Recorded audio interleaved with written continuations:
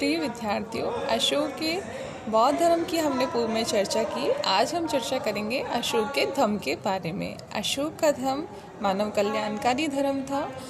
प्रमुख इतिहासकारों में, विद्वानों में अशोक के धम्म को लेकर आपस में काफ़ी विवाद है। कोई इसे अशोक का व्यक्तिगत धर्म बताता है, कोई इसे उपासक धर्म बताता है, कोई इसे बौद्ध धर्म बताता है। तो आखिर अशोक का धर्म क्या है, आज हम इसके बारे में विस्तार से देखेंगे। अशोक को विश्व में जो बात महान बनाती है वो इसका धम्म है। अशोक की महानता इसके धम्म में है। अशोक का धम्म जो बौद्ध धर्म से प्रभावित था, कलिंग युद्ध के पश्चात अशोक ने बौद्ध धर्म से प्रभावित होकर अनेक जन कल्याणकारी कार्य किए। वो ये कहता था कि मैं कहीं भी रहूं, परंतु हर जगह लोग आकर मुझसे मिल सकते हैं, धर्म के बारे में चर्चा कर सकते हैं। इसी को हमने विस्तार से देखा अशोक और बौद्ध धर्म में। आज हम चर्चा करेंगे अशोक के धम्म के बारे में। अशोक का जो धम्म है, इसे हम उसके दूसरे स्तंभलेख से समझ सकते हैं। अशोक ने अपने दूसरे स्तंभलेख में अपने धम्म की परिभाषा देते हुए स्वयं से ही कहा है कि कियम धम्मे, आखिर धम्म है क्या। स्वयं ही इसका जवाब देता है, अपासिन्वे बहु कयाने दया दाने सच सोचिए, अर्थात पापहीनता, बहु कल्याण, दया दान, आत्मशुद्धि और जन कल्याण, यही धम्म है। अशोक का धम्म जो उपासक बौद्ध धर्म से प्रभावित था, जिसमें धर्म सहिष्णुता एवं सर्वधर्म वृद्धि की बात कही गई थी। अनालंबो प्राणी नाम अवहिंसा भूता नाम, अर्थात सभी प्राणियों के प्रति अहिंसा इसका आधार थी, भावना थी, जिसके माध्यम से धम्म की सर्वव्यापकता हमें दिखाई देती है। अशोक ने अपने दूसरे और सातवें स्तंभलेख में अपने धम्म की अवधारणा को स्पष्ट किया है।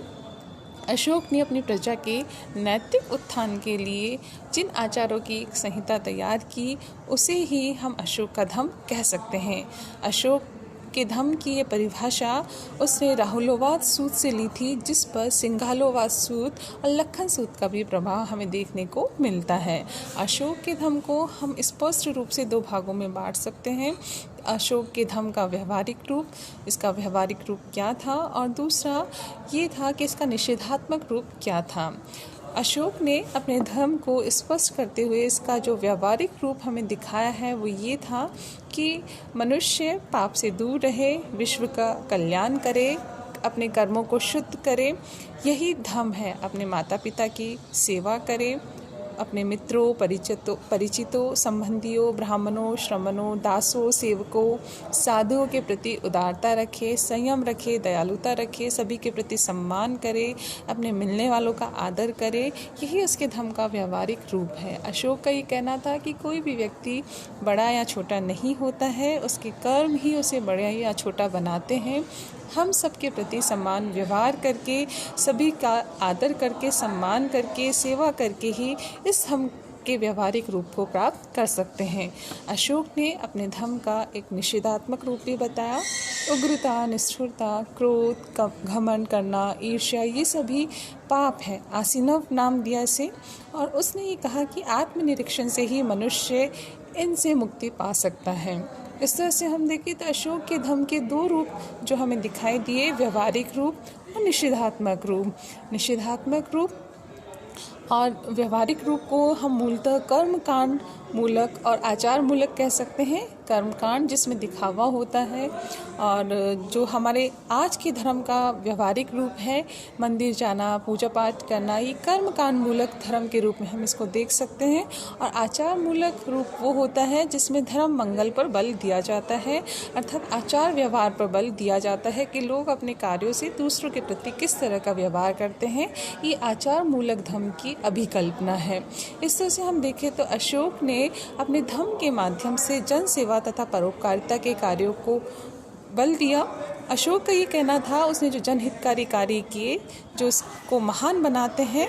अशोक स्वयं ये कहता है कि उसका जो कलिंग लेख है कि सभी मनुष्य मेरी संतान है, जिस तरह मैं अपनी संतान के कल्याण की कामना करता हूँ, उसी तरह मैं अपनी प्रजा के भी इहलौकिक और पारलौकिक कल्याण की कामना करता हूँ। मेरी प्रजा मुझसे कभी भी आकर मिल सकती है।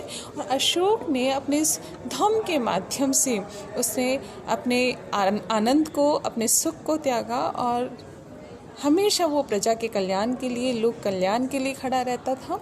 इस धर्म के माध्यम से उसने धर्म का व्यवहारिक रूप बताया, उस पर बल दिया और लोक कल्याण की भावना को उसने अपनाया। इस तरह से हम देखें तो अशोक ने अपने धर्म के माध्यम से स्वयं ही नहीं अपितु भारत संस्कृति को, भारतीय सभ्यता को एक विशेष पहचान दिलाई, जिसमें उसने कर्म कांड मूलक धर्म के स्थान पर आचार मूलक धर्म पर बल दिया। इस तरह से अशोक का धर्म अपने आप में विश्व का एक महाधर्म कहा जा सकता है।